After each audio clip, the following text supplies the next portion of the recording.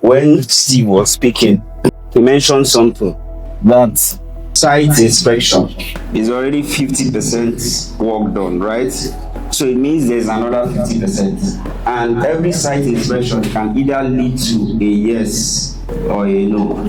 But our goal for this class is to have as much yes as possible. It's not everybody that you take for inspection that will buy you. I hope you know that. It's not everybody. Even if God says he wants to forgive everybody on earth now, let's all go to hell. Some people will say it's that hellfire that they want to go to. I hope you know. That's because we have the liberty of choice. That's the greatest thing God has given to man. So, follow up, effective follow up is the topic I'm taking. How much is too much? Effective follow up. How much is too much? We are not just giving you theory. We are giving you based on experience and from what we've seen operating in this industry for some time. Effective follow up. How much is too much? Have you ever met with somebody and then you generate a lead and all of a sudden the person seems interested, but gradually he stops responding? Has it happened to you before? And then you begin to wonder if you were being too fast. You begin to wonder what the problem is. Sometimes you begin to question yourself whether the problem is from you as a person or the problem is from the client. Are you getting my point? One of the ways to solve this is contained in some of the points I'll be sharing here. I classify them into two. I have do's and don'ts. Do's and don'ts. What you should do, and if you do these things, you'll be at least sure that you're in the right direction when it comes to following up your clients. Number one thing you should always do when you generate a lead is to reach out within the first 24 hours of contact. When you generate a lead, the first thing you should do is within the first 24 hours of contact, you reach out to that person. When your encounter with the person is still fresh, the person has not forgotten you. That's the time you can tell the person that you are the person that met him at Spa wearing a yellow shirt and a blue jean, and he will remember easily. Are you getting me? So one of the first things you do for effective follow-up is to reach out within the first 24 hours of contact. Number 2 point is to agree on a preferred channel and time of communication. Agree with the client on a preferred channel and time of communication. Agree with your client or lead on his or her preferred channel and time of communication. There are some channel and time. Channel is type. There are some clients, for instance, who don't like it when you call them. Have you met people like that? So it is at the point of generating leads. One of the things you do is to try to find out what the person prefers, the mode of communication the person prefers. I have some people on my contacts that the only way I communicate with them is through WhatsApp message. You can't call them and they will pick because they are always busy due to the nature of their work. Are you getting me? And for some people's phone, like myself, is always on silent. So the best way to reach some of those people sometimes is when you write them a message. Whenever they come online, they will see it, they will read it, and they will respond. And the only way you can know what your client prefers is by asking questions. So that you don't go as a lady, for instance, you're a realtor, and then the man is having issues with his wife, and then you're calling him at the close of work at the wrong time. Maybe when he just got back from work, he's having his bath, and then the phone is before the wife, and then she picks the phone while you're calling and sees Chidinma Realtor. The wife will say, when I was suffering with this man, where was Chidinma? Are you getting my point? So you need to know your client's preferred communication channel and time. Some people will prefer that you don't call them when they are at work. I have clients like that. Some of them work at Nigerian breweries. They don't have access to their phone while they are at work, except the top management staff. Number 3 point is to space out your touches. Space out your touches. The fact that the lead is a hot lead does not mean you should be messaging the person every day. You need to space out your follow-up. Do it in such a way that You don't appear to have only that person as a lead, so that it doesn't look like, no, so in the morning you write a message, he has not read, he has not responded. In the afternoon you're already writing another message, and then in the evening you're writing another one. It makes you come off as being desperate. It makes you look unprofessional. So space out your touches and follow up. Space out, space, SPACE. Space out your touches or follow up. Don't appear desperate. If you call somebody today, he doesn't pick, he doesn't return, don't call the person in the afternoon, don't call the person in the evening. Just allow them. You can call again by the following day or the day after even. Are you getting my point? Don't appear desperate. What you're selling is real estate. What you're selling is real estate. It's not ice cream. It's not something that is cheap. It's something that takes a lot of thought process for clients to come to the final realization that they have to go and make payment. So you shouldn't try to appear desperate. The person will even get scared that you want to run away with their money. This one that this person is calling me like this, are you sure if I pay now, I'll still see them tomorrow? Amen. Number 4 point is provide value instead of always pitching. Provide value. Number 5 is make good use of technology. Make good use of technology. Make good use of technology. If you're a realtor, you shouldn't be using normal WhatsApp. You should be using WhatsApp business WhatsApp. That's what you should be using because you're a business person, right? You're a professional.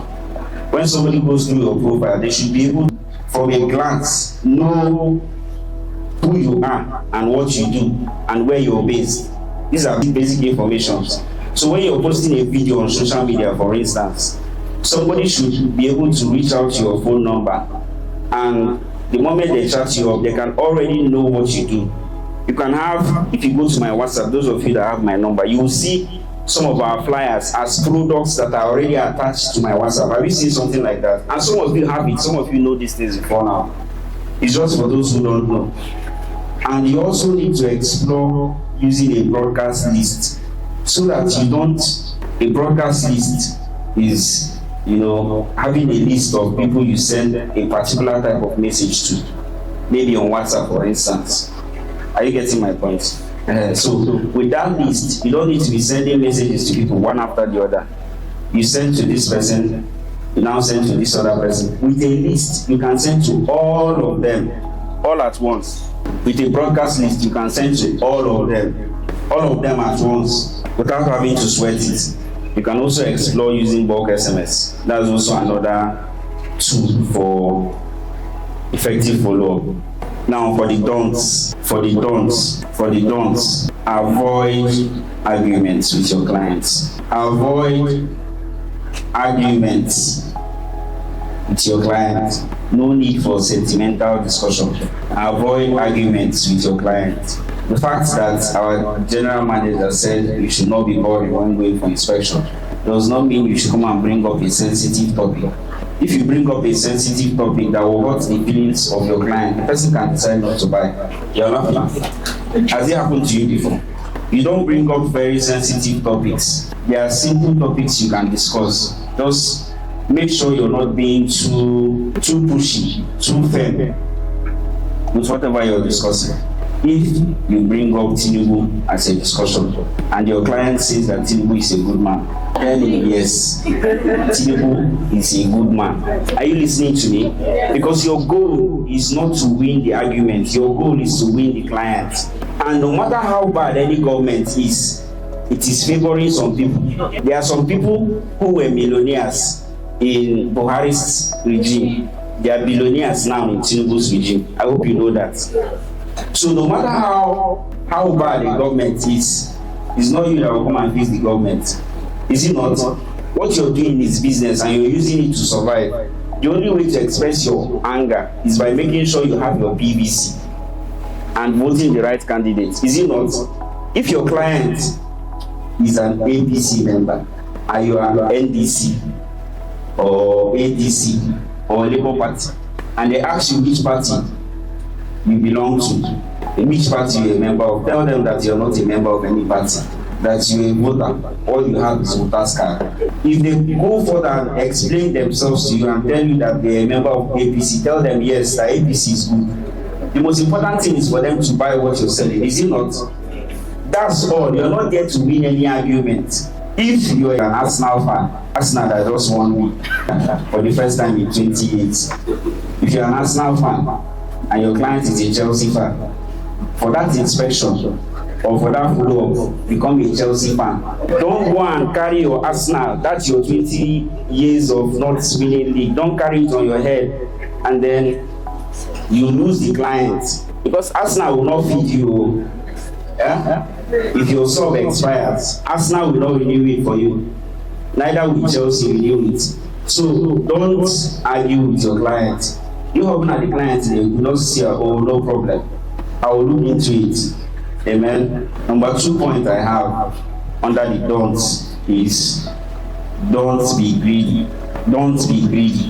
Now I'm going to explain this thing very well.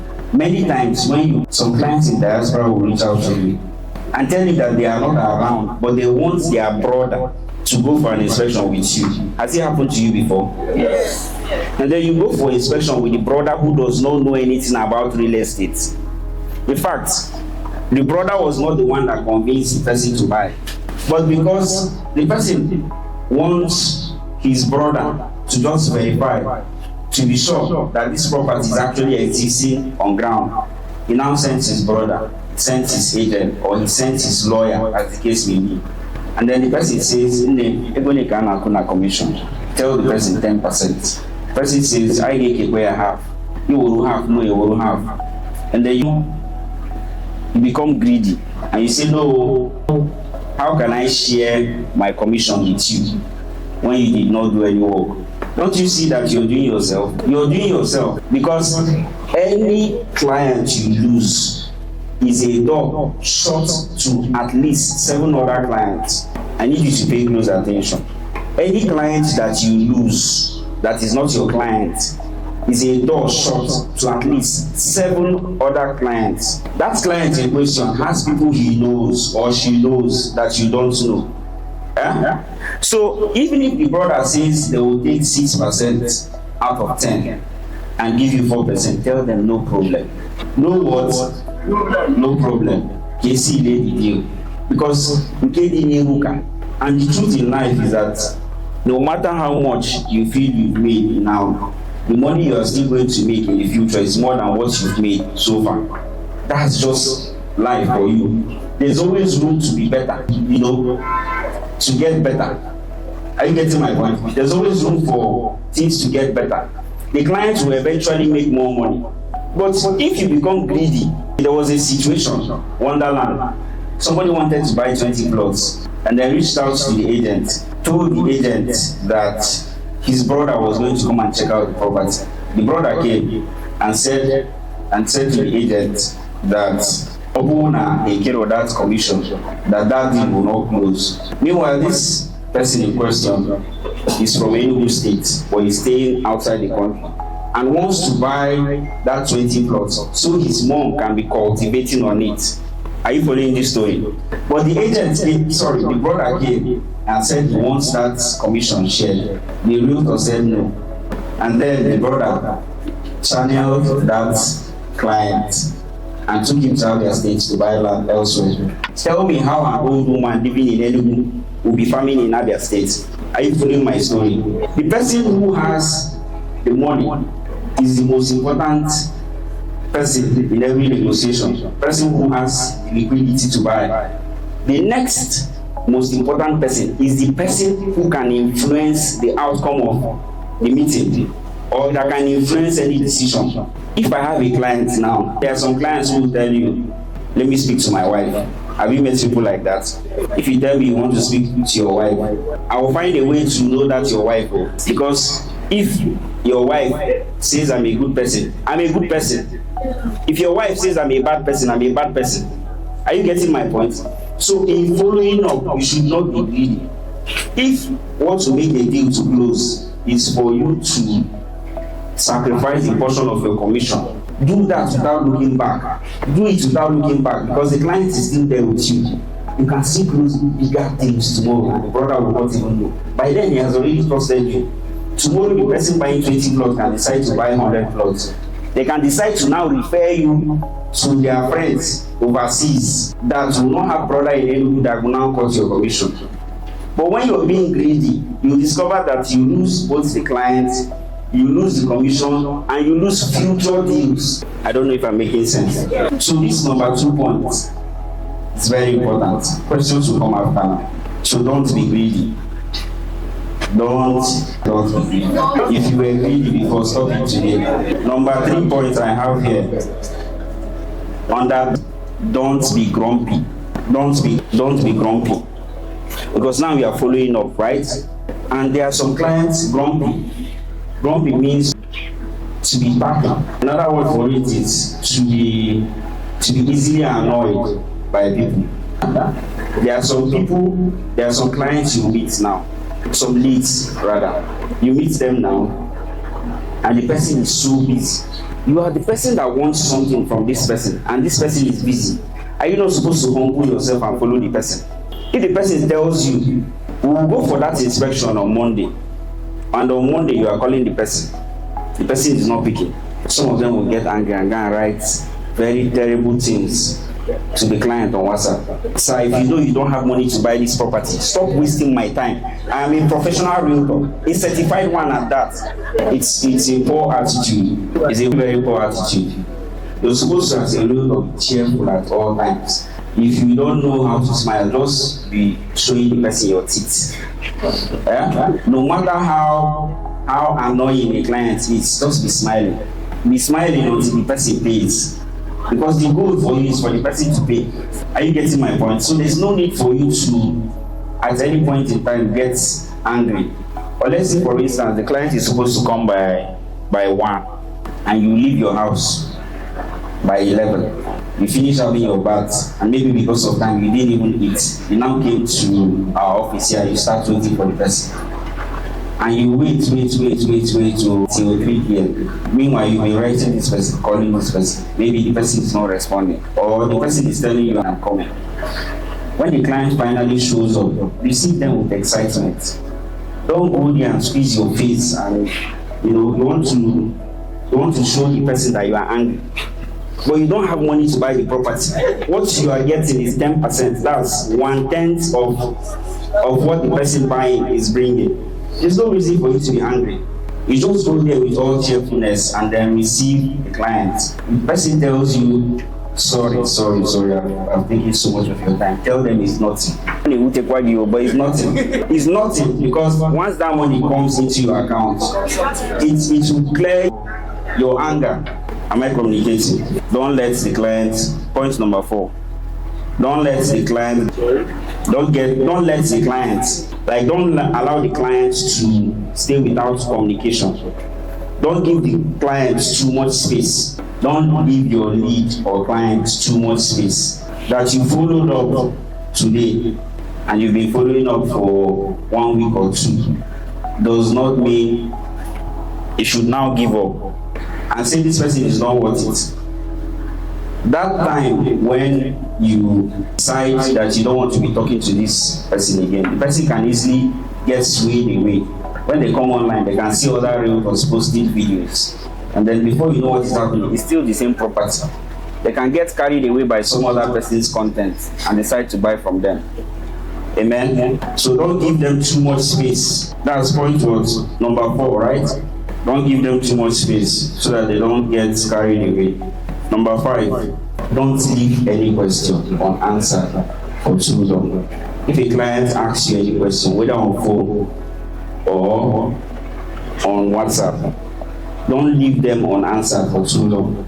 If you don't know the answer to the question that they asked, tell them I'll get back to you. Just give me a few minutes or give me an hour or 2. I'm working on something. Meanwhile, you're not working on anything. You don't know what he asked, and you don't know what he asked. But rather than give a wrong answer or run away from answering that question, just tell the person, I will get back to you. I'm working on something, and then look for somebody that knows better than you do. If you can't find one, you can write it on the group. A client is asking me so and so and so. We answer questions like that when we see them. As soon as we see them, we'll just answer them so that you can get a response to your client and close the deal. So don't leave any question unanswered for too long. I'm talking about the don'ts. You do not do for effective follow-up. Number 6, don't leave a client even when they will not buy from you today. Don't leave a lead or a client. Don't ignore them. Don't throw them away because they did not buy from you today. The clients that you already have, you have the person's contact and the person has your contact. It means if you're posting something on your status tomorrow, if they did not buy Davis Court at 5 million, you might be able to buy Wonderland, right? If they did not buy Wonderland, they might be able to buy Glory Layout. If they don't buy Glory Layout, they might buy Maranatha. So don't leave a client even when they do not buy today. It's not a reason for you to ignore a client. As long as that person reached out to you at all. Another reason why you should not let a client be, even when they do not buy from you today, is that there's something Nigerians do. Somebody has a budget of, I have a client currently who stays in Diamond Estate. His budget for a land where he wants to live, it's between 50 and 70 million. But he wants a land inside Diamond Estate for that amount. Are you getting my point? But he's still a lead, he's still a client. And I don't ignore his messages when it comes.